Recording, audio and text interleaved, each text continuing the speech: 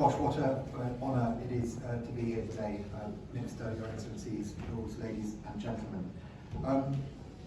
I'm fascinated in history. I spent my adult life, indeed my childhood, fascinated in history, particularly the history of war, whether it was at Cambridge, at Oxford as a visiting fellow, 25 years in the army, and now in the National Army Museum. The history of war has been, in many ways, my life.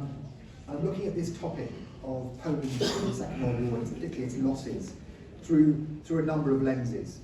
One is a historical lens, one is a British lens, and one is a Polish lens.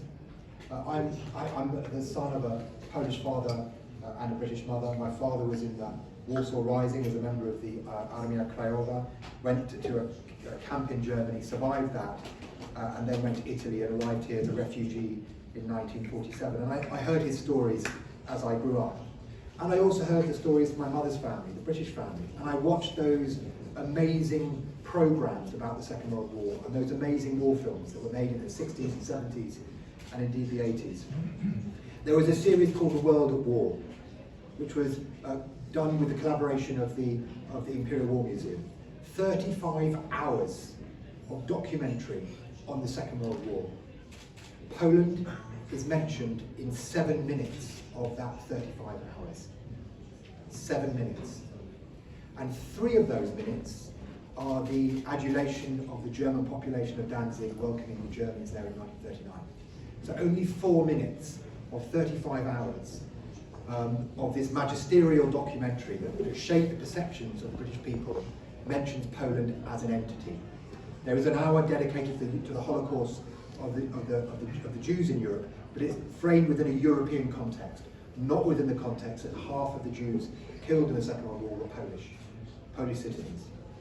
That was the perception that I grew up with through the British lens. And I was always trying to join these two things together. And people would always mention the Polish Air Force, the Polish Armoured Division, the Polish at Monte Cassino. I mean, from my father's perspective, they were the lucky ones. They were the ones who escaped. And indeed, the losses amongst those very brave soldiers and airmen that the ambassador mentioned were between 10 and 15% of the total force, which is the same as the British Army or the American Army or any other army in the Second World War. It's a very different story when you look at what happened in Poland itself. And so it was reconciling these two perspectives. I was allowed to have a Polish narrative about the Second World War, so long as it was framed in the terms of Polish paratroopers, Polish armoured divisions, Polish pilots. But the Home Army was not something that was known about.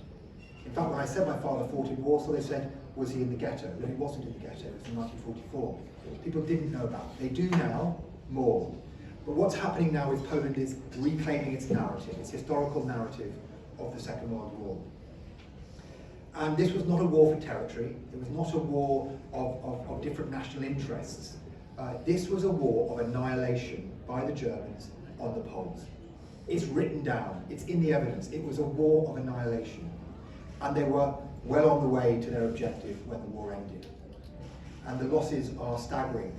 Now, the book that's been produced is made up of forensic evidence. I'm not going to go through the numbers in detail, but I do want to highlight some numbers in the aggregate and approximate. So please accept me trying to aggregate these up. But nearly 20% of the Polish population was killed in the Second World War, versus 1% of the British population in the Second World War, which is, you know, the second most traumatic historical event that we've suffered in recent history in Britain. 1% versus 20%.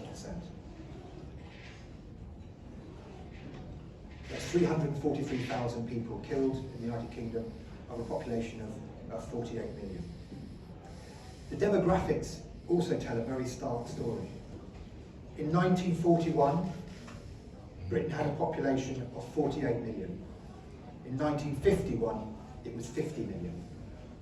In 1938, Poland had a population of about 35 million. In 1948, 24 million. That's displaced people and killed.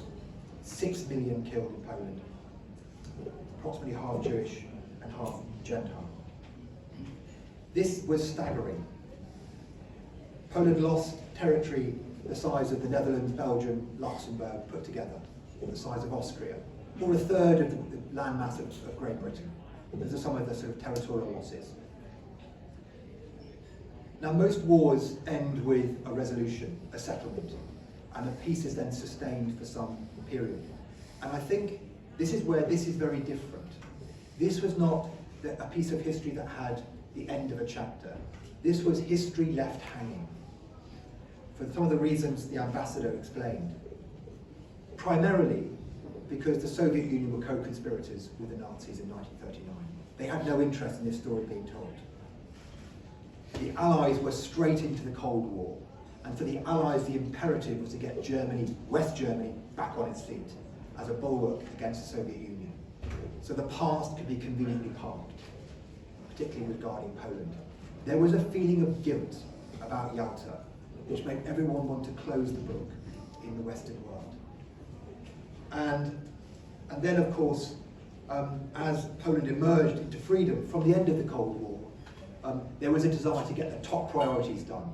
Poland into the EU, Poland into NATO, and Poland reintegrated into the Western world. So the history was still left hanging. But that is now over, and now addressing that history that's been left hanging has become an objective of Poland. If you go to Poland's amazing museums, be it Gdansk or Warsaw, where I've taken my family, you can see Poland reclaiming its narrative as a nation state in Europe whose story has been hidden for the best part of 80 years. And so I just want to echo the other sentiments that have been said by Daniel Kaczynski and Ambassador Vilcek, that this is now the moment for this history to be revisited, but also to be settled, because this was, as a historian, I would describe as history left hanging. Thank you very much.